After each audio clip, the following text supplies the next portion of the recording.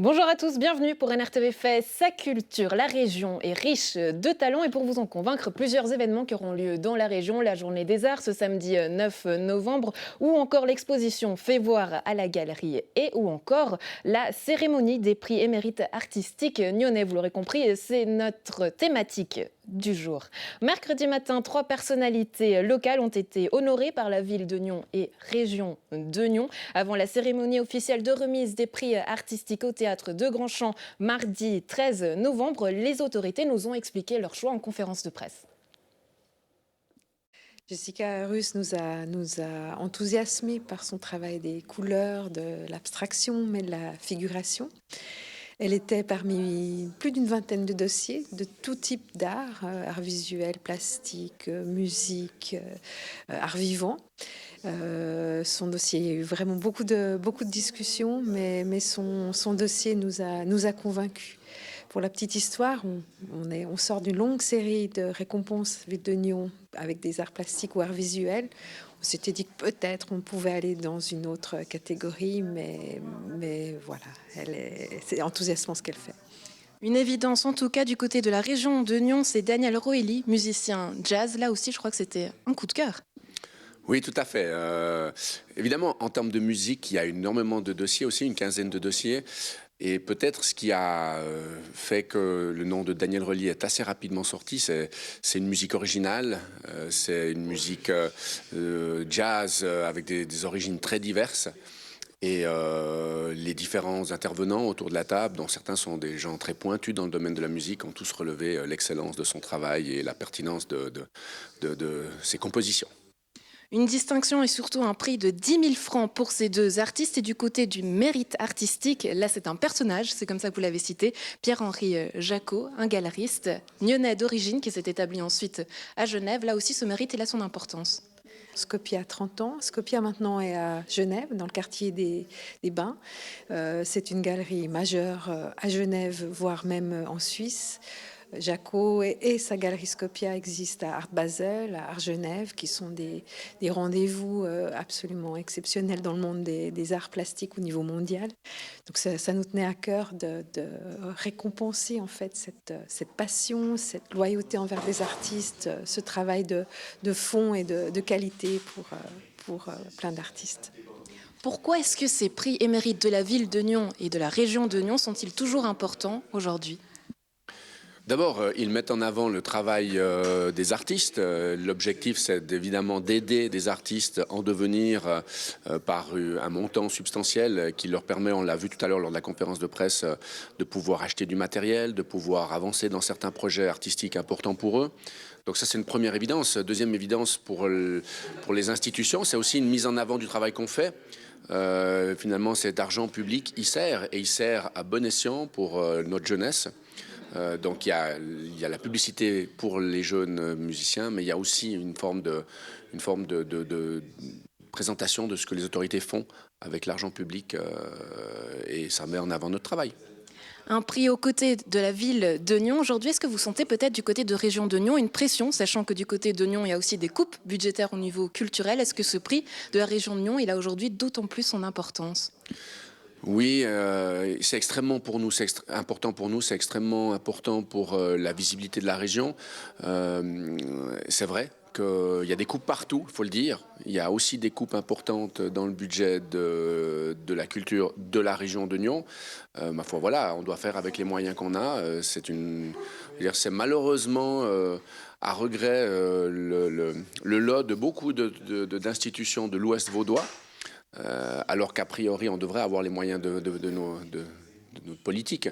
La réalité c'est que voilà, on doit maintenir ce genre de prix. Je pense que c'est important pour notre jeunesse et donc malgré les demandes assez pressantes de la part de certains membres décideurs, la région de Nyon maintient son prix pour 2020. Gérard Produit, Fabienne Frémont-Containe, merci pour ces précisions et d'avoir été avec nous.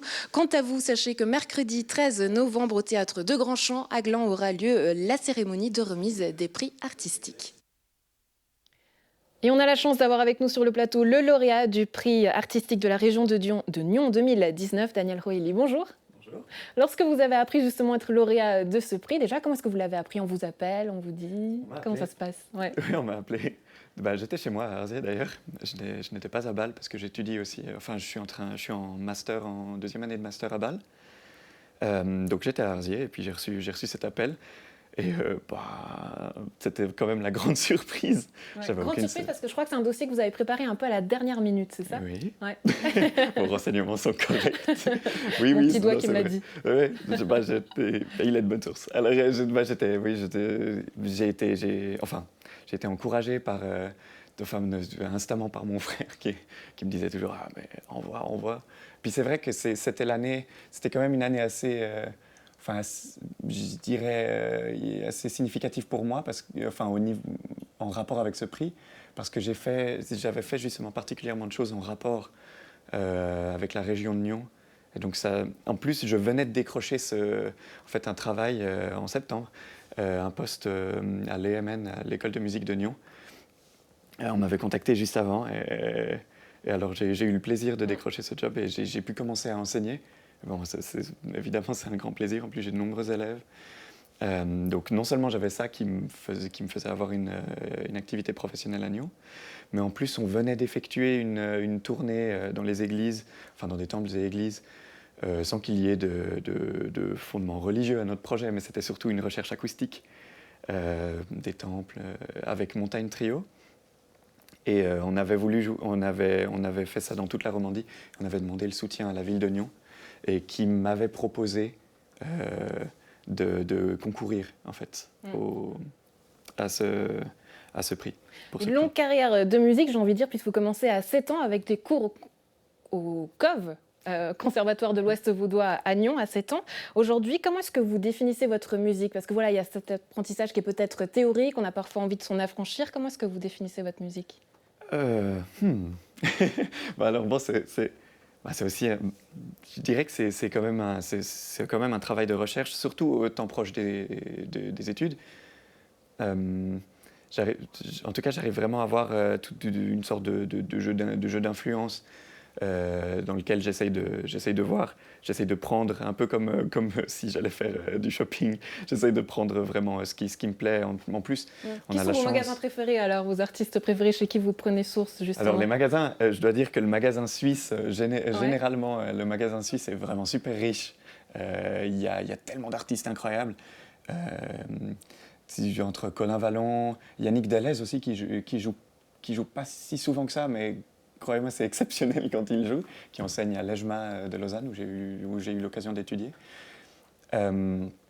Sinon, il y a également Nicolas Masson qui fait des merveilles. J'en oublie, mais en tout cas, ceux-là, ce sont des grandes influences. Donc ça encourage en plus, parce qu'il y a une forme de proximité avec eux. J'ai pu aussi les voir en concert. Après, évidemment, il y a de grands artistes internationaux. Il y a vraiment beaucoup de monde. Donc... Après, j'essaye de pas trop me focaliser sur cette idée de il faut se faire un style, il faut se faire un genre. À quoi est-ce que ressemble votre quotidien aujourd'hui? Parce que voilà, vous prenez ces cours à Bâle, on sait que dans la région, votre frère Roélie, qui est membre du comité fondateur du jazz amateur de Plangin, Festival Jazz. Donc à quoi il ressemble votre quotidien? Vous voulez faire carrière dans la musique? C'est possible? C'est pas possible? C'est tout à fait possible. Alors pour moi, je ne sais pas encore, mais ça, en tout cas, ça part bien et ce prix est certainement un grand encouragement. Dans ce sens. Ouais. 10 000 francs, comment est-ce que vous comptez les utiliser? Dans plein de choses. Alors, en tout cas, il y a à très court terme, il y a un album qui est en cours, ça va aider à le presser.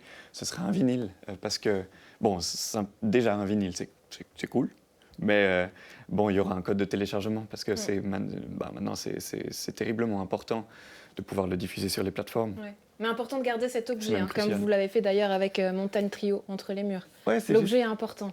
Oui, ça devient un objet de soutien en fait. Si les gens veulent soutenir le groupe d'une certaine manière, ça peut devenir un objet symbolique pour tous les gens qui n'ont pas l'occasion de le lire quelque part. Mais de toute façon, il y a un code de téléchargement qui est toujours accompagné avec ça. Donc pour revenir à où je vais dépenser cet argent, il y a le pressage de ce vinyle, le graphisme. J'ai bricolé quelque chose, je crois que c'est pas mal, mais je vais faire engager une consultation avec un ami graphiste, Romain Yannon. qui a été d'accord de consulter tout ça. Bon, je ne l'ai pas encore envoyé, je lui envoie tout bientôt. Un prix qui permet d'établir aussi des contacts avec d'autres artistes, de créer quelque chose ensemble, finalement. Ouais, pourquoi pas. En fait, pas tant que ça, parce que le projet que j'aimerais faire, ce serait un projet de piano solo.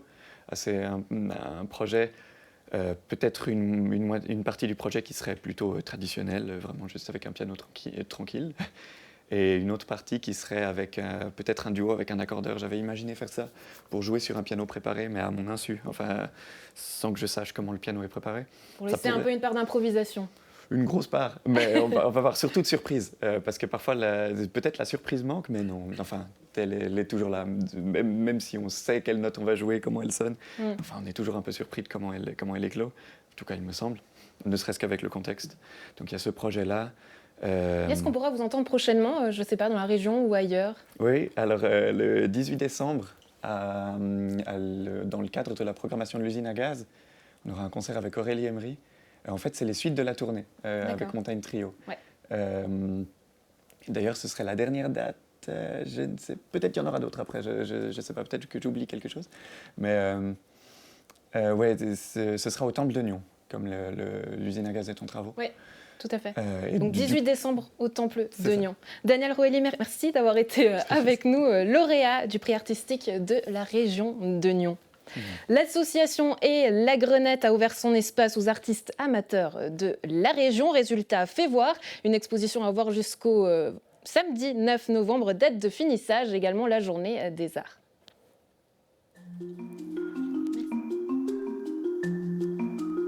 Nous avons lancé un avis dès le mois de janvier, avis aux amateurs, à tous ceux qui font des choses qui ont à voir avec l'art, avec le désir de produire quelque chose pour s'exprimer autrement que, par exemple, le langage. C'est un langage aussi. Et on a eu la surprise de voir une septantaine d'artistes se présenter avec des œuvres. C'était vraiment très jouissif parce qu'on a vraiment fonctionné aussi comme des artistes, c'est-à-dire que chaque touche devait trouver sa place sur le mur et faire une image d'un ensemble.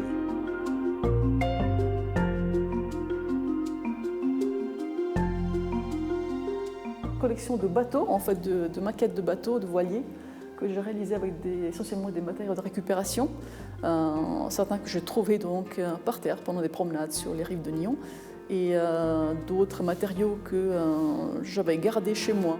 C'est un travail qui a pris 30 ans de gestation. Je garde des os à moelle et des os de repas en fait depuis très longtemps. J'ai toujours trouvé que c'était une belle matière et puis là je me suis mis en tête de les travailler. C'est la première fois que je montre les choses que je fais en public. C'est pas tout à fait évident. On parlait de mise à nu tout à l'heure. C'est pas vraiment une mise à nu, c'est aussi dire voilà, moi je peux faire ça. C'est un truc qui me tient à cœur et puis de partager, donner, recevoir. L'œuvre contient une sorte d'énergie et cette énergie-là est visible et je pense que c'est une énergie créatrice, une énergie qui n'est pas là et qui ne vise pas, en tout cas d'une façon directe, l'argent, mais qui correspond à un désir de faire. On peut se dire quand même que là, il y a quelque chose de très beau et de particulièrement vivant dans cette action de faire et de montrer. Évidemment, après, il y a aussi la crainte. En fait, ça reste comme un travail personnel puis qui tout d'un coup est exposé au regard du public. Donc, il faut accepter de voir des personnes inconnues. On fait faire des commentaires sur le travail. Des fois, c'est flatteur quand ils l'apprécient. Ils ont aussi le droit de ne pas l'apprécier, en fait, de ne pas considérer ça comme de l'art ou de la basse culture. J'ai pris le risque. Honnêtement, c'est bien. Je suis contente qu'ils soient là et puis qu'on les regarde depuis la rue. Je les aime beaucoup. C'est bien, je suis contente pour eux qu'ils soient là. Voilà.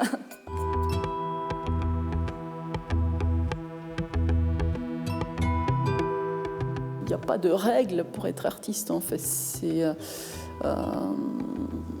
a un langage de la couleur, il y a un langage de forme, il y a un langage des matériaux en 3 dimensions. En fait, c'est bien sûr que tous sont artistes, absolument, oui. Tout le monde peut être artiste à un moment donné ou à un autre, dans une action particulière où tout à coup il y a une invention, ça peut être dans le langage, ça peut être dans le regard qu'on porte sur les choses. Et je pense que quand on produit quelque chose en tant qu'artiste, on connaît un peu la moitié de ce que ça veut dire et l'autre moitié nous est apportée par celui qui regarde. Ici, on fait des objets qui servent à rien, qui sont beaux ou pas, qui font poser des questions. Oui, je pense que tout le monde a fait cette démarche-là. C'est vrai, je ne considérais pas ça au début, il y a quelques années, je n'aurais pas considéré ça comme de l'art peut-être. Mais aujourd'hui, je pense que oui. Je pense que oui, je pense qu'ils ont aussi leur petite place.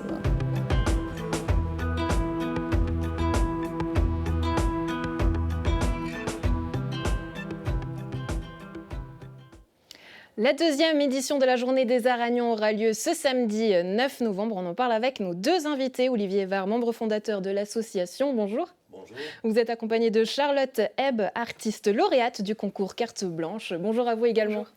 La Journée des Arts, elle parle d'une envie, justement, l'envie d'ouvrir les portes des ateliers à tout le monde. Olivier Var, comment est-ce que l'idée, elle est née finalement? Bon, en fait, l'idée existe... Enfin, ça existait déjà à Genève, à Lausanne, hein, donc, nous, on s'est dit pourquoi pas à Nyon, en fait. Et puis, ça, c'était l'idée de base. Donc, on a cherché un peu. On s'est rendu compte qu'à Nyon, il y avait énormément d'activités artistiques, des galeries, des artistes. Et que, en fait, on s'est dit que c'était très bien de faire ça à Nyon. Voilà, on a été très bien reçus en fait. Ouais. Voilà. Deuxième édition pour cette année, le 9 novembre. Donc, vous pouvez le voir, toutes les galeries auront ce petit symbole qui sera affiché dans les vitrines. C'est ce qui vous désigne au fait une galerie ou non participe à l'événement au nombre de 27. Olivier Var, est-ce qu'il y a des nouveautés pour cette édition? Oui, alors plusieurs nouveautés. On a une nouveauté qui est l'invité en fait. L'invité en fait de l'association. Parce que nous, on s'est dit... On travaillait plutôt dans une organisation, c'est-à-dire qu'on s'occupait que les galeries soient ouvertes, qu'il y a des expos. Alors chaque galerie fait sa propre exposition, chaque artiste expose ce qu'il a envie d'exposer, hein. Donc nous, on n'intervient absolument pas là-dessus. Et puis on s'est dit, pour montrer un peu notre patte, pour faire quelque chose autre que l'organisation, on va inviter un artiste. Donc on a fait un groupe dans l'association de quelques personnes. Chaque personne a présenté en fait ce qu'il aimait bien. Et l'invité, donc la personne qui a été choisie, c'est Gyroscope, quoi, donc un illustrateur qui sera exposé à la galerie de l'Esquisse à Rives. D'autres artistes sont invités, c'est votre cas notamment Charlotte. Pourquoi est-ce que c'était important pour vous de participer à cette journée ou en tant qu'artiste, pourquoi c'est important d'y participer? Alors, en fait, c'est une carte blanche. Du coup, c'était un concours à la base. Du coup, comme beaucoup d'artistes et de photographes, je pense qu'on essaie tous de faire un maximum de concours. Et du coup, pourquoi est-ce que c'est important? Parce que ça fait que notre travail est vu. Et puis, la galerie en fait, propose des super conditions d'exposition. Donc, c'est cool. On sait qu'il y a toujours un peu de réticence à pousser la porte d'une galerie et parfois on a l'impression qu'il y a un aspect plutôt élitiste. Aujourd'hui, on tend parfois à casser cet aspect en amenant aussi des jeunes. Charlotte, vous en êtes la preuve. Il y a par exemple d'autres associations comme Artsos qui participeront à la journée. Olivier Var, comment est-ce qu'on casse un petit peu ce préjugé, cet a priori finalement à ouvrir les portes d'une galerie? Justement, moi je pense que si tout le monde ouvre et qu'on fasse un trajet aussi, je pense que par rapport à ça, les gens rentrent plus facilement et comme Artsos, je veux dire, des gens qui créent quelque chose en direct, je pense que déjà c'est intéressant, puis ça casse un peu ce côté-là, quoi. C'est vrai que quand on ouvre une porte... moi, je le vois, j'ai une galerie moi-même, un atelier, enfin l'atelier photo, où je fais des expositions. Ça m'arrive très souvent de voir des gens qui regardent de l'extérieur et qui n'entrent pas. Je vais souvent les chercher. Et puis une fois qu'ils se rendent compte, je ne sais pas quelle peur, peut-être l'obligation d'acheter, je ne sais pas. Alors moi, j'ouvre les portes. Et je pense qu'avec la Journée des Arts, on ouvre les portes, que ce soit des ateliers et que ce soit des galeries. Charlotte, en tant qu'artiste, est-ce que votre objectif finalement c'est de vendre vos œuvres lors de cette journée ou pas? Pas du tout. Je pense que l'objectif principal c'est déjà de montrer ce que je fais. Et ouais, c'est sûr que si si je peux vendre quelque chose, c'est super. Mais ce n'est pas l'objectif principal. Quelles sont les œuvres que vous avez choisi de mettre en avant? Comment est-ce que vous avez fait votre choix pour cette journée des arts? Alors en fait, c'est toute une série de photos qui à la base s'appelle Curves et qui en fait est un travail en fait sur la chair et sur... c'est des nus entremêlés. Comment est-ce que j'ai fait mon choix? J'avais déjà présenté ce travail au Vietnam. Je sais que il choque, des fois il trouble les gens. Et du coup, je me suis dit que c'était un bon travail à proposer pour ce concours-là. Ouais. Olivier Évard, là aussi, on parle de nu, aucune censure, on ose tout, j'ai envie de dire. Alors, aucune censure. Disons que ces photos ne sont pas censurées parce qu'elles parlent de nu et de chair, mais disons qu'il faut voir les œuvres. C'est pas du tout... Alors moi, ça ne me choque pas. C'est vrai qu'il y a eu un étonnement quand le jury, qui était un jury externe, qui n'a rien à voir avec nous, avec l'association qui a choisi son travail, je trouvais que c'était assez courageux, je veux dire, de cette part. Mais, donc, c'est vraiment pas des photos choquantes, mais ça interpelle, voilà. Aucune censure... pour l'instant, non. Donc, comme j'ai dit tout à l'heure, donc les artistes dans leurs galeries, ils exposent ce qu'ils veulent. Nous, on n'a aucun contrôle là-dessus. Nous, on fait que l'organisation. Donc, chacun expose ce qu'il veut, quoi. Donc, voilà. Et le public est évidemment invité à découvrir tout ce qu'il veut aussi. Vous avez le choix. Olivier Évard, Charlotte Eve, merci d'avoir été avec nous. Bonne journée à vous pour le samedi 9. À la maison, eh bien, faites votre choix. Plus de 20 galeries qui participent. L'Artsos, l'Espace Muranda, Brenner, Yann Prince, Atelier 9, par exemple. Quelques exemples pour vous citer. Vous voulez ajouter quelque chose, Olivier? Je voulais juste ajouter que cette année, on a loué le petit train que tout le monde connaît à Nyon. Le petit train rouge. Le petit train rouge, mais qui sera peut-être vert ou jaune, donc qui sera déguisé aux couleurs de la journée, et qui sera gratuit et qui va rejoindre entre la basse-ville, l'espace et la mobilière. Voilà, c'est important. Et il est gratuit. Et il est gratuit, l'occasion de faire le tour de la ville en bonne compagnie, le petit train rouge qui s'habille en jaune, comme moi, pour le samedi 9, pour la journée des arts. Quant à nous, on se retrouve la semaine prochaine pour plus de culture et plus d'aventures. Salut!